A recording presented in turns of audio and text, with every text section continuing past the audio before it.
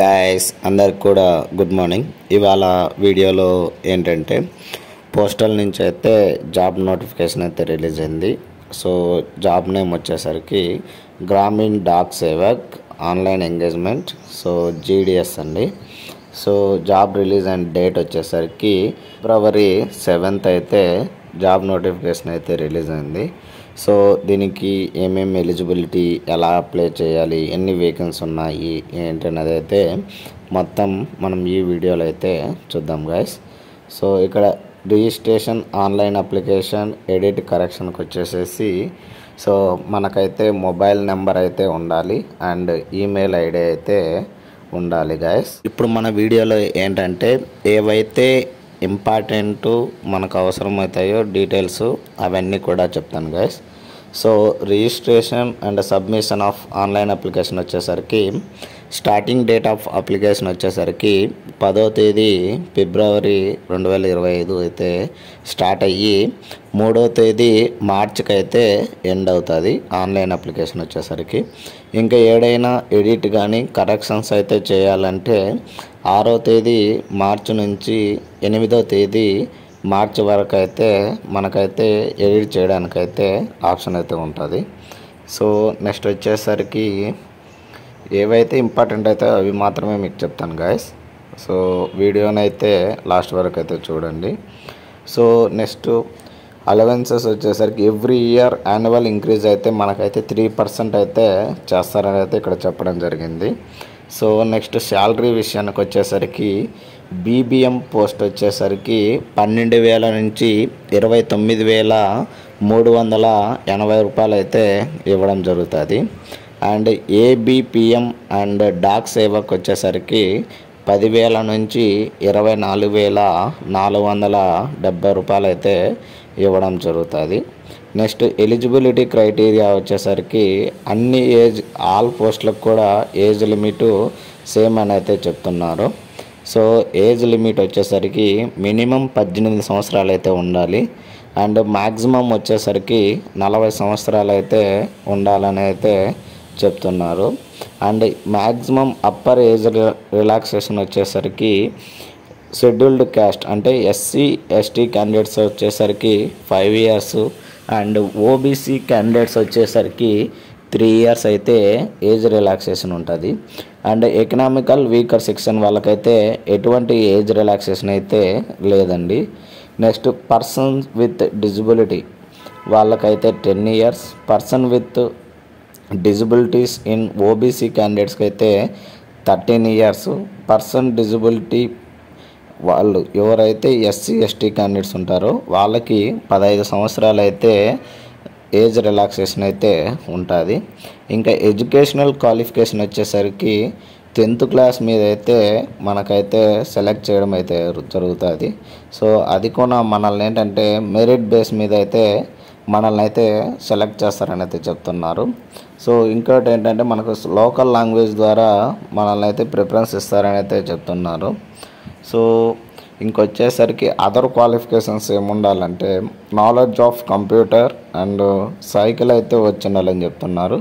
అడిక్వేట్స్ meaning of livelihood అని చెప్తున్నారు.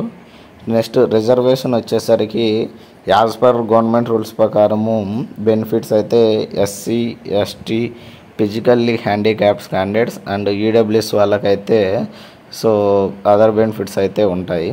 So ఎలా అప్లై చేయాలంటే ఇదంతా ఆన్లైన్ ప్రాసెస్ ద్వారా అయితే మనమైతే అప్లై చేయాల్సి అయితే ఉంటుంది. సో అఫీషియల్ వెబ్సైట్ వచ్చేసరికి https:/indianpostgdsonline.gov.in అనే వెబ్సైట్ ద్వారా అయితే మనమైతే అప్లై చేసుకోవాల్సి అయితే ఉంటుంది. సో సెలక్షన్ క్రైటీరియా వచ్చేసరికి మనకు ఇక్కడ చెప్పారు కదా, మెరిట్ లిస్ట్ ద్వారా అయితే మనల్ని మెరిట్ బేస్ మీద అయితే సెలెక్ట్ చేయడం అయితే జరుగుతుందని చెప్పారు. నెక్స్ట్ వచ్చేసరికి ఎలా ఏంటి అయితే మనకైతే గ్రేడ్ పాయింట్స్ ప్రకారం 10 points ఉంటే దాన్ని మల్టిపుల్ ఫ్యాక్టర్ 9.5తో చేసి మనకైతే ఎంటర్ అయితే చేయాలని చెప్తున్నారు మన యొక్క రిజల్ట్స్ని అయితే.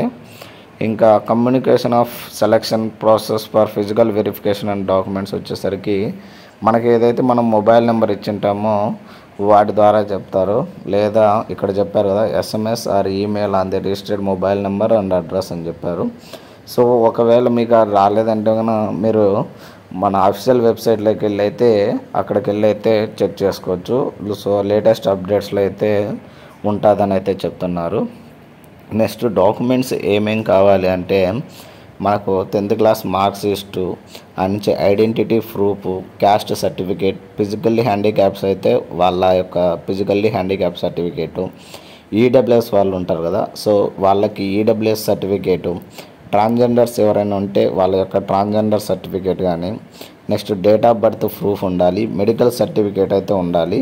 సో అది issued by medical officer of any government అనేది అయితే చెప్తున్నారు.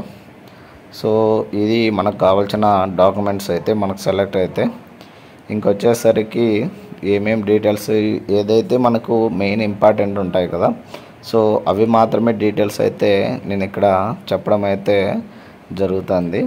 సో ఫుల్ వీడియో అంటే PDF అయితే నేను లింక్ అయితే కింద డిస్క్రిప్షన్లో ఇస్తాను, అక్కడికి వెళ్ళి అయితే ఒకసారి చెక్ చేయండి.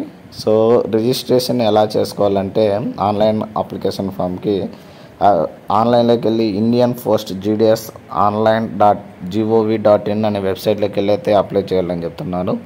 In case any duplicate registration is found by altering the basic details, ఏదైనా కానీ డూప్లికేట్ రిజిస్ట్రేషన్ జరిగిందని చెప్తే ఏ టైంలో అయినా రిమూవ్ అయితే చేస్తారంట మన సెలక్షన్ ప్రాసెస్ని అని చెప్తున్నారు. So before passing the one time registration అయితే చేయాలని చెప్తున్నారు.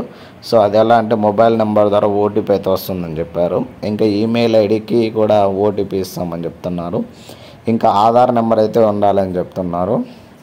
ఇంకా మన ఏ బోర్డు ఎప్పుడు అయిపోయింది మన ఇయర్ 10th క్లాసు ఆ నుంచి స్కానర్డ్ ఫోటో అయితే ఉండాలని చెప్తున్నారు.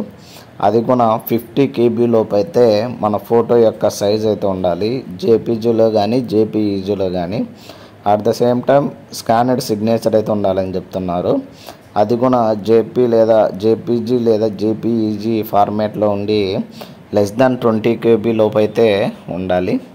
నెక్స్ట్ అప్లికేషన్ ఫీజు విషయానికి వచ్చేసరికి మొత్తం దీనికి అప్లికేషన్ ఫీజు వచ్చి 100 రూపాయలు. సో ఎవరైతే ఫీమేల్స్ కానీ SC ST అప్లికెంట్స్ కానీ ఫిజికల్లీ హ్యాండిక్యాప్స్ ఉంటారో వారికైతే ఎటువంటి అప్లికేషన్ ఫీజు అయితే ఉండదండి, వాళ్ళైతే ఫ్రీగా అప్లై చేసుకోవచ్చు. రిమైనింగ్ పర్సన్స్ అయితే 100 రూపాయల ఫీజు అయితే కట్టాలి. సో ఇందాక మనం చెప్పుకున్నాం కదా, సో ఏమేం డాక్యుమెంట్స్ అప్లోడ్ చేయాలంటే రీసెంట్ ఫోటో ఇందాక మనం చెప్పుకున్నాం ఆల్రెడీ, 50 KB లోపు అయితే ఉండాలి సైజ్ అయితే, అది కూడా JPGలో కానీ JPEG ఫార్మేట్లో కానీ ఉండాలి. నెక్స్ట్ సిగ్నేచర్ వచ్చేసరికి 20 KB లోపు అయితే ఉండాలి, అది కూడా JPలో కానీ JPG కానీ JPEG ఫార్మేట్లో కానీ ఉండాలని అయితే చెబుతున్నారు. Next list of local language for GDS engagement. So మనకైతే మనం అప్లై చేస్తుంటాం కదా, దానికి లోకల్ లాంగ్వేజ్ అయితే మనం స్టడీ అయితే చేసి ఉండాలని చెప్తున్నారు. ఆంధ్రప్రదేశ్ వాళ్ళకైతే తెలుగు అయితే ఉండాలి, అస్సాం వాళ్ళకి అస్సామీసి, బెంగాలీ, బోడో అంట. సో ఇక్కడ మళ్ళీ మధ్యలో ఇవ్వడం జరిగింది, name of the state UT covered under postal circle అని ఉంది. నెక్స్ట్ బీహార్ వాళ్ళకు హిందీ, ఛత్తీస్గఢ్ వాళ్ళు హిందీ, ఢిల్లీ వాళ్ళకు హిందీ, గుజరాత్ వాళ్ళకి గుజరాతీ లాంగ్వేజ్, హర్యానా వాళ్ళకి హర్యానా హిందీ, హిమాచల్ ప్రదేశ్ వాళ్ళకి హిందీ, జమ్మూ అండ్ కాశ్మీర్ వాళ్ళు ఉర్దూ లేదా హిందీ అయితే వచ్చి ఉండాలని చెప్తున్నారు. జార్ఖండ్ వాళ్ళకు హిందీ, కర్ణాటక వాళ్ళకు కన్నడ, కేరళ వాళ్ళకు మలయాళం లాంగ్వేజు, మధ్యప్రదేశ్ హిందీ లాంగ్వేజ్, మహారాష్ట్ర మరాఠీ లేదా కొంకణి ఆర్ మరాఠీ అని చెప్తున్నారు. నార్త్ ఈస్ట్ వాళ్ళు లొకేషన్ బట్టి హిందీ, అరుణాచల్ ప్రదేశ్ వాళ్ళు అయితే హిందీ లేదా ఇంగ్లీష్ అయితే ఉండాలి. అండ్ ఆఫ్ ది 20 డయాలిటీస్ యాజ్ పర్ స్పెసిఫైడ్ అని ఉంది. ఇంకా మణిపూర్ వాళ్ళకి మణిపూరి లేదా ఇంగ్లీష్ అని చెప్తున్నారు. మేఘాలయ వాళ్ళకి both Hindi and English and Garo అని ఉంది. సో ఇది లాంగ్వేజ్ విషయానికి సంబంధించి స్టేట్ వైజ్ ఏ లాంగ్వేజ్ వచ్చి ఉండాలి. ఇంకా ఇక్కడ ఉన్నాయి కదా, ఒడిస్సాకు ఒడియా, పంజాబ్ వాళ్ళకి పంజాబీ ఇక్కడ ఇవ్వడం జరిగింది. సో ఏ లాంగ్వేజ్ వాళ్ళకి ఆ లాంగ్వేజెస్ అయితే మనము స్టడీ అయితే చేసి ఉండాలి 10th క్లాస్లో. సో ఇది ఇవాళ వీడియోలో గైస్. సో వీడియోని అయితే చాలామంది చూస్తున్నారు కానీ లైక్ కానీ సబ్స్క్రైబ్ మాత్రం చేసుకోవట్లేదు. సో ఇలాంటి మరిన్ని వీడియోస్ అండ్ మరిన్ని అప్డేట్స్ కోసం please like, share and subscribe చేసుకోండి గైస్. Thank you.